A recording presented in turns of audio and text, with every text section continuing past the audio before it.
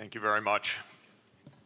What we've been hearing is how the system actually works right now. And I want to emphasize we have a world food system. It's based on large multinational companies. It's based on private profits. It's based on a very, very low measure of international transfers to help poor people, sometimes none at all. It's based on extreme irresponsibility of powerful countries with regard to the environment. And it's based on a radical denial of rights of poor people, as we just heard. It's interesting, we heard from the Minister of DRC, what's wrong with your country? Well, we don't even start by saying the King of Belgium created a slave colony for 30 years. The government of Belgium ran the slave colony for another 40 years.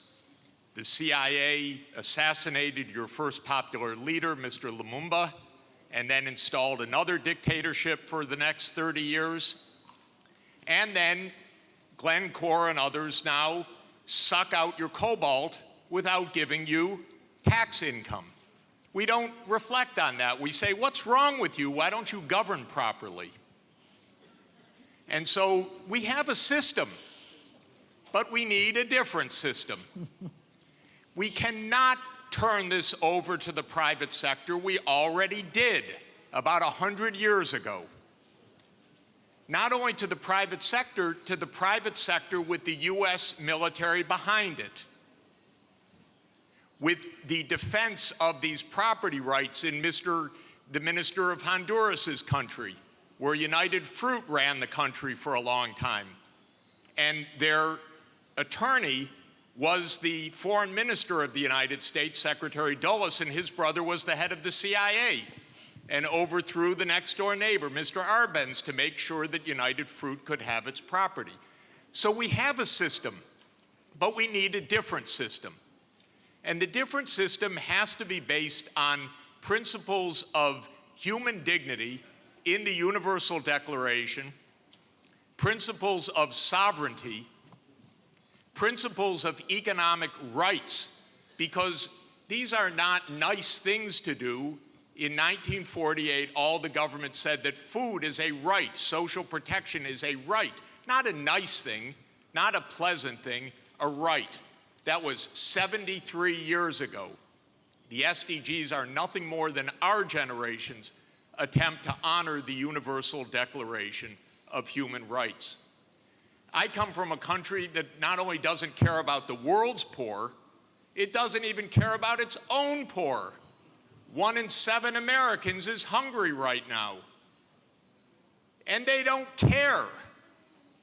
I mean, the poor people care, but one political party, all it cares about is cutting taxes for the rich and filibustering any solution. So we're in a world that's really tough. The private sector's not going to solve this problem.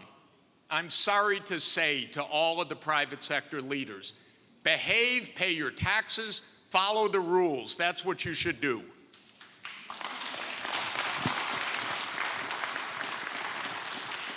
And what the governments should do is the following. They won't, but they should. First, the G20 should become the G21 by inviting systemically the chairperson of the African Union and the African Union to be the 21st country. The European Union is a member of the G20 as the EU. If you add the AU as the 21st for the G21, you add 1.4 billion people to representation at that crucial event. That will change decisively the discussion because 1.4 billion people are not at the table for finance right now, and they need to be. So my first recommendation is the G21. I love the G20. Add one seat, 1.4 billion people with the AU represented. Second, we need a order of magnitude change of development finance. The rich countries just borrowed $17 trillion for COVID. The poor countries, nothing. Because the rich countries can borrow at 0, and the poor countries pay 5 or 10% coupon rates or have no access at all. So the world exposed its grotesque inequality this past year and a half. Rich countries didn't say, we tighten our belts, why don't you? My country spent $7 trillion of emergency funding, not one penny for anybody else, by the way. $7 trillion, it didn't even cross the imagination of the US Congress to include a few crumbs for the rest of the world. But the poor countries cannot borrow. That's what we should have heard from the World Bank. I didn't hear that from the World Bank. I didn't hear real numbers. Real numbers are in trillions right now because the world economy is $100 trillion a year. But we don't talk about real numbers. But my job, all I know in this world is long division. Divide by 100 trillion and then see whether you're talking about something real or not. So that's the second thing. We need massively to increase the lending and borrowing capacity of poor countries at near 0 interest rates like the rich countries have. Then they could get something done. By the way, for COVID vaccines, what we really need is for the United States to sit down with China, with Russia, with the European Union and the UK one day around the table and allocate these vaccines rather than hoarding them. That's all it would take. And then we're going to have national pathways. This is a wonderful idea, but they're going to need financing. And so everything that I've been saying, I know the numbers. That's all I do for 40 years is add up what's missing. You want electricity? It has to be purchased. You want digital access? It has to be purchased. You want safe water irrigation? It has to be purchased. This is what I do for a living, is add up these numbers and then find out that then somebody makes up something and names 1/100th of what's really needed. It's not even hard.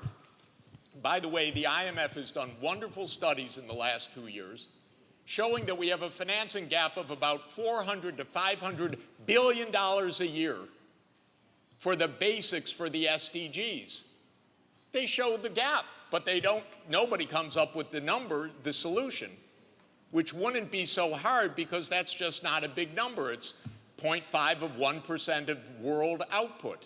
So if we really care, we wouldn't have the G7 saying, we love education, therefore we're going to give $3 billion for education. That's what they said at the summit. But what UNESCO has shown is that you need at least $30 billion a year, minimum. But nobody looks at numbers. They just make up nice check the box. So we need the real numbers of finance to back the national pathways. The final thing is we need the UN as the core and central institution of this world, period. Because this is the only way we're going to have a civilized world, is a strong UN. And it cannot be that the whole UN budget is less than my neighborhood's budget in New York. The UN core budget this year is $3 billion. New York City's budget is $100 billion. And then we say, why don't things work well? Because the rich are hoarding everything. Final point, rather than our 3 billionaires going in space, well, they could go into space and stay there and leave their money behind. That would be one idea. But another idea is we have 2,775 billionaires on the current list. Their combined net worth, 2,700, is $13.1 trillion. Now, I have it on good authority, you don't need more than $1 billion to be comfortable. But they have an excess of $11 trillion over just the $1 billion. So we should be taxing that and having a civilized world. Thank you. Jeffrey Sachs.